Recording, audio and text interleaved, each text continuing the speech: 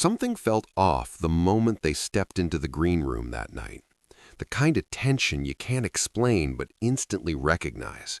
It wasn't loud or chaotic. It was quiet, heavy, almost suffocating. On one side sat a man who had spent years in war, carrying things most people would never understand. On the other side sat Dean Martin, relaxed, composed, completely at ease in a world built on performance and charm. Two lives that should have never intersected were suddenly sharing the same space. And then it happened. The stare. Not casual, not curious, but sharp, fixed, intentional. You could feel the weight behind it. What was he seeing? What was he thinking? And more importantly, what was about to unfold once those cameras turned on? Because some confrontations don't begin on stage. They begin in silence, in the space where judgment forms before words are ever spoken. And in that silence, something deeper was building, something neither man could control once it surfaced. You might think moments like this pass quietly, but this one was different entirely. On one side, you have a man shaped by survival, not the kind you read about or hear summarized in headlines, but the kind that rewires how you see the world. Every decision he's made has carried weight. Every memory comes with a cost. He doesn't just remember events, he relives them. And when someone like that walks into a room, they don't leave those experiences at the door. They carry them in their posture, in their silence, in the way they look at people who have never had to make the choices they've made. You can sense it without a single word being spoken, a kind of intensity that doesn't ask for attention, but demands to be acknowledged. And then there's Dean Martin, effortless in a way that almost feels untouchable. A man who has mastered ease, who understands how to move through life without friction. His world runs on charm, timing, presence. The stakes he's used to are different: success, reputation, applause. Problems that can be solved with the right words, the right smile, the right moment. And from the outside, it looks like control, like confidence, like a life most people would want. But what happens when those two realities collide? When someone who has seen the worst of humanity sits across from someone who represents its comfort? You start to feel a quiet question forming beneath the surface, not spoken, but understood. Who has the right perspective? Who truly understands what matters? And more importantly, who has something to answer for? Because this isn't just about two individuals meeting. It's about two belief systems standing face to face, one built on sacrifice, the other on success, one shaped by consequences, the other by opportunity. And when those worlds come together, they don't simply coexist, they challenge each other. You can almost feel it building before anything is said, that subtle tension where judgment begins to form, where assumptions start taking shape.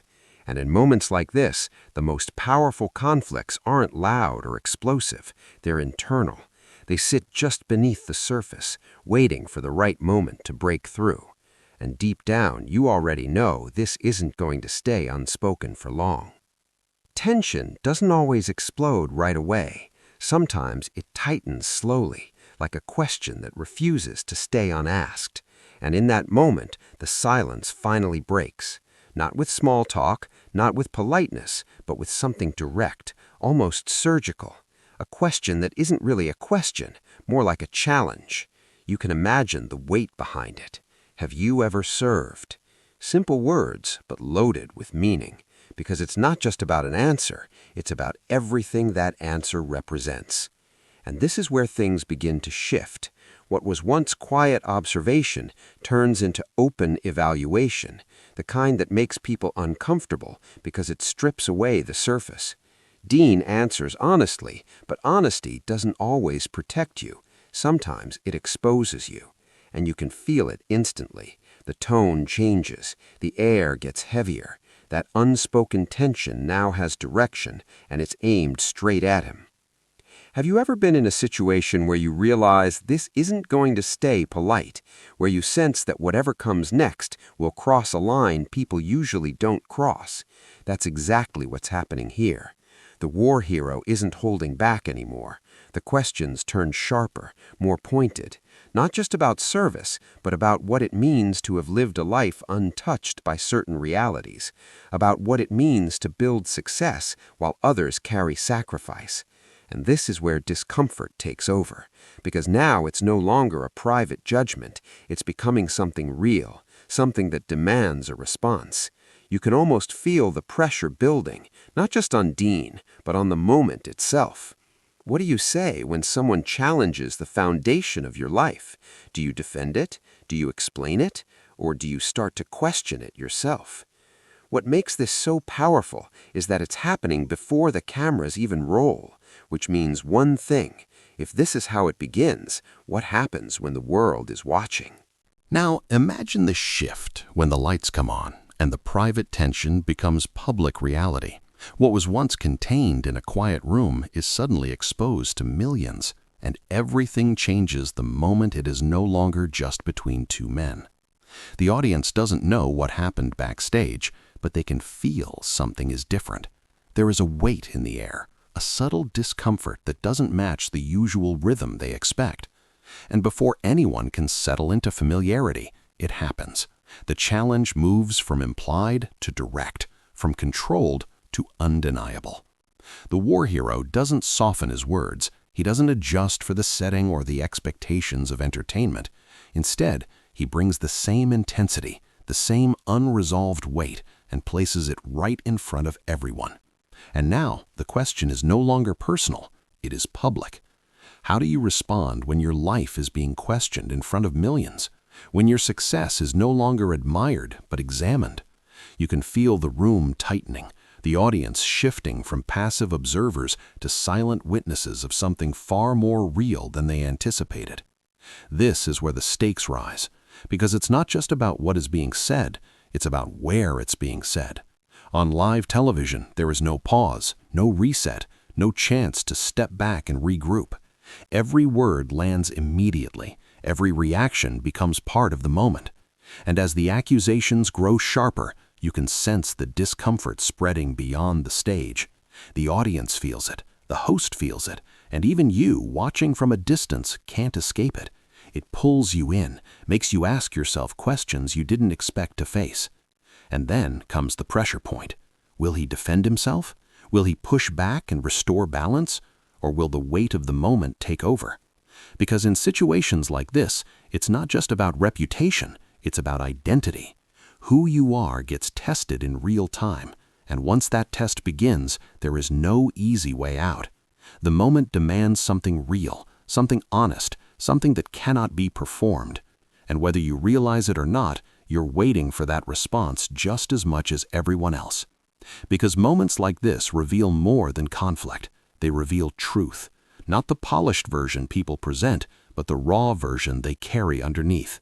And when that truth is exposed in front of millions, it forces everyone watching to confront something within themselves. What would you do in that position? Would you defend your past, justify your choices, protect your image? Or would you pause long enough to question the story you have always told yourself? Because this isn't just his moment, it's a mirror held up to anyone who has ever been challenged beyond their comfort. And once that mirror appears, it becomes impossible to look away. The outcome hasn't happened yet, but you can feel it approaching, and nothing what comes next will be ordinary. What happens when the script of expectation is suddenly torn apart?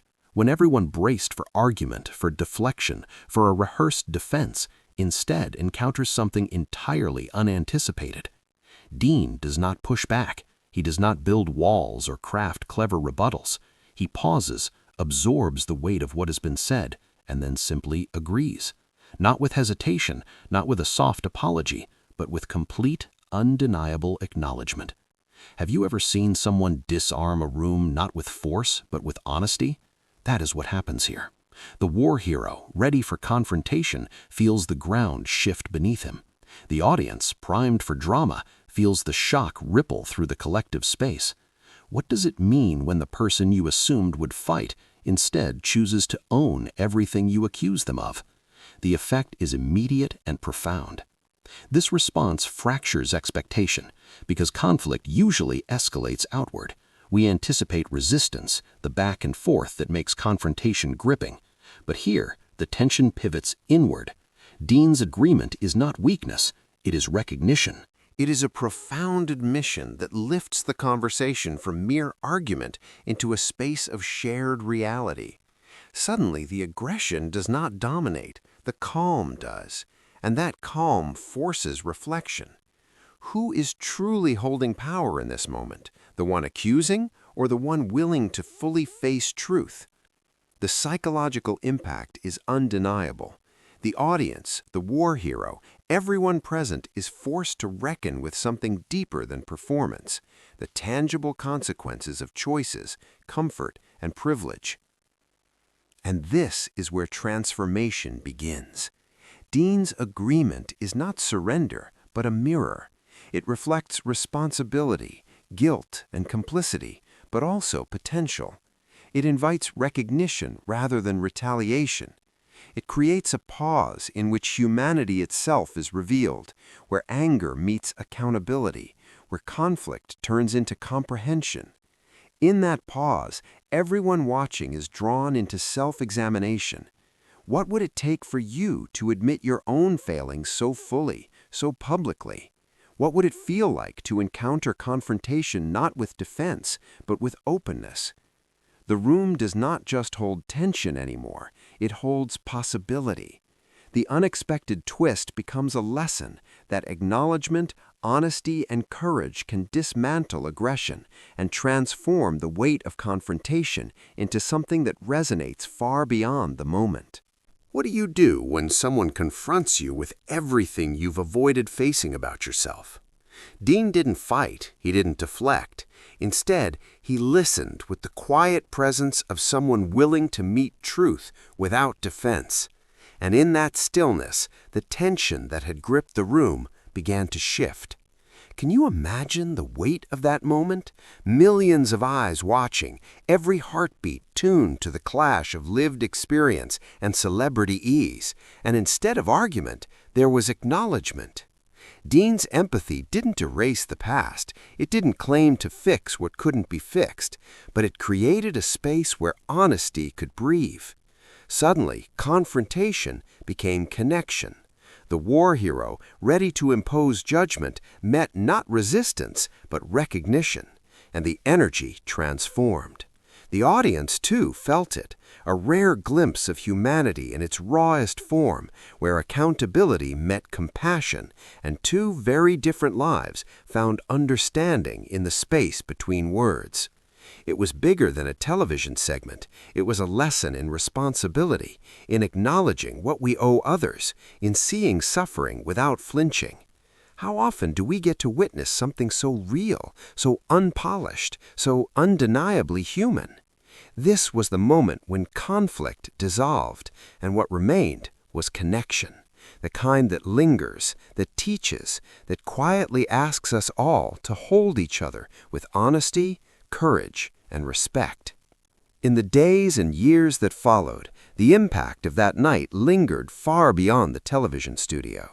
Dean carried the encounter with him, not as a fleeting moment of embarrassment, but as a catalyst for real change, a reckoning with the ways his life had benefited from the sacrifices of others. How often do we encounter someone who refuses to let us hide behind comfort, who forces us to see the cost of our ease? That recognition reshaped Dean's choices, turning gratitude into tangible action, transforming admiration for veterans into meaningful support, advocacy, and engagement. The connection he forged with the war hero didn't end with the cameras turning off. It became a sustained relationship built on honesty, accountability, and mutual respect, one that endured for years and deepened the understanding of both men. And the lesson wasn't theirs alone. Millions witnessed something rare, a confrontation that refused to be performative, that demanded reflection rather than applause. It reminded everyone watching that our lives are interwoven with the lives of others, that comfort carries responsibility, and that true acknowledgement requires presence, honesty, and action. What we saw that night was more than a celebrity humbled or a soldier vindicated. It was a demonstration of the human capacity for empathy, transformation, and connection. It asked a simple yet profound question. When faced with truth, will we stand with it or shrink away? And in that choice lies the measure of our own character.